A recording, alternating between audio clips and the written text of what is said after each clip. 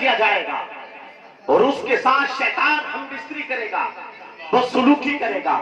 ابو Albarkaat Burberry کہتے ہیں تمہیں گھبرانے کی ضرورت نہیں ہے، آج آپ کی بیٹی کی جگہ اس گھر میں میں جاؤں گا۔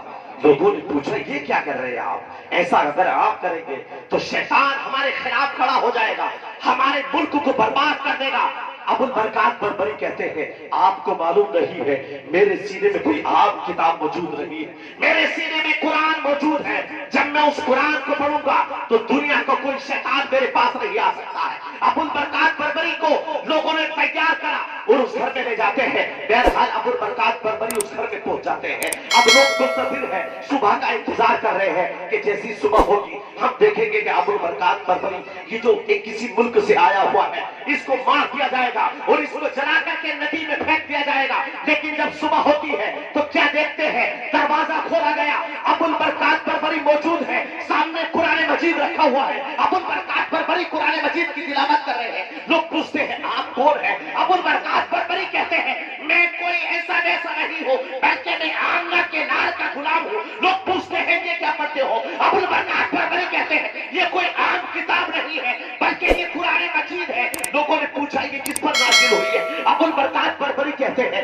یہ آمنہ کے نار پر نازل ہوئی ہے۔ لوگوں نے پوچھا اس کا مقصد کیا ہے؟ ابو البرکات بربری کہتے ہیں کہ جہاں اس کو پڑھا جاتا ہے وہاں سے شیطان بھاگ جاتا ہے، اس کے بعد میں ایک مہینہ لگتا ہے پورا مالدیپ ملک مسلمان ہو جاتا ہے۔ سبحان اللہ، یہ کوئی ایسے ویسے نہیں ہوا ہے بلکہ ابو البرکات بربری کی وجہ سے ہوا ہے۔ اور اس کی وجہ کیا ہے؟ کیونکہ ابو البرکات بربری کے سینے میں قرآن موجود ہے۔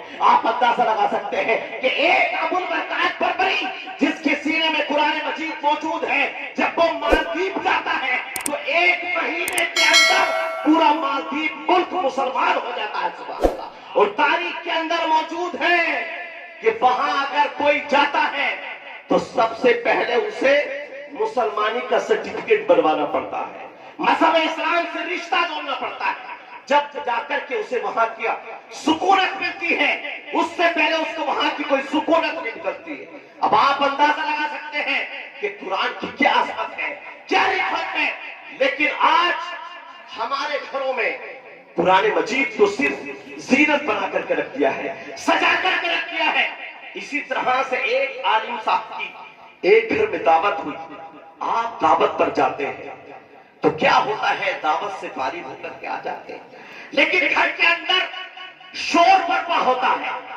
جس گھر کے اندر دعوت کھا کر کے واپس آتے ہیں شور برپا ہے، شور کی چیز کا برپا ہے، ان کے گھر سے کچھ رقم غائب ہو جاتی ہے۔ لیکن عالم صاحب پر الزام نہیں لگا سکتے، شک نہیں کر سکتے کہ آپ ہمارے پیسے چرا کر کے لے گئے ہیں، نہیں کہتے۔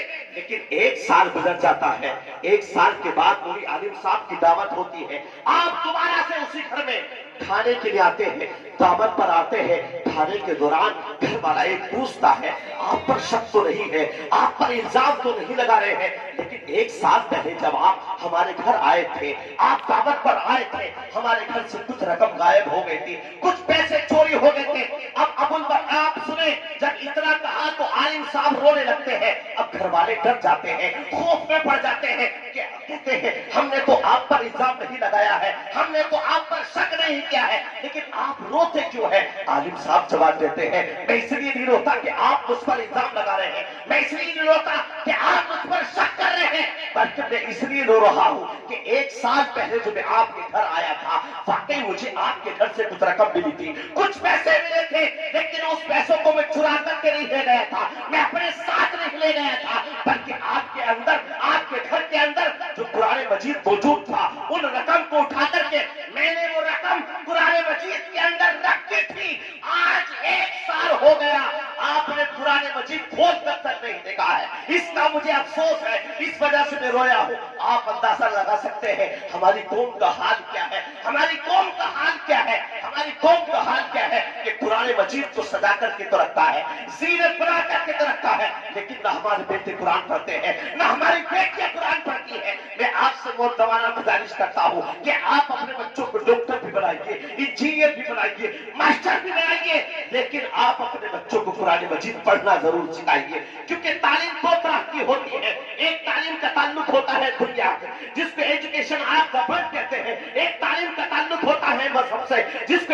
اگر آپ کا ریلیجن کہتے ہیں آپ اپنے بچوں کو مذہبی تعلیم بھی دلائیے, دنیاوی تعلیم بھی دلائیے, کیونکہ اگر آپ نے اپنے بچوں کو دنیاوی تعلیم دلائی ہے تو اونلی ون بینیفٹ, ایک فائدہ ہے کہ آپ کا بچہ ماسٹر بن جائے گا, ڈاکٹر بن جائے گا, لیکن آپ کی قبر پہ جا کر کے قرآن کی سورت تلاوت کر سکتا ہے. لیکن اگر آپ نے اپنے بچے کو حافظ قرآن بنایا ہے تو اس کے دو فائدے ہیں. پہلا فائدہ تو یہ ہے کہ آپ کے لیے عیش و عشرت کے سامان مہیا کرے گا, اور دوسرا سب سے بڑا فائدہ یہ ہے کہ جب آپ مر جائیں گے تو آپ کی نماز جنازہ پڑھائے گا, اور جب آپ قبر کے اندر ہوں گے تو قرآن مجید کی ایک سورت کو تلاوت کر کے اس کا ثواب آپ کو ارسال کرے گا. بہرحال اللہ تبارک و تعالیٰ اس کو قبول فرمائے اور ہم سب کو بہتر زندگی گزارنے کی توفیق عطا فرمائے.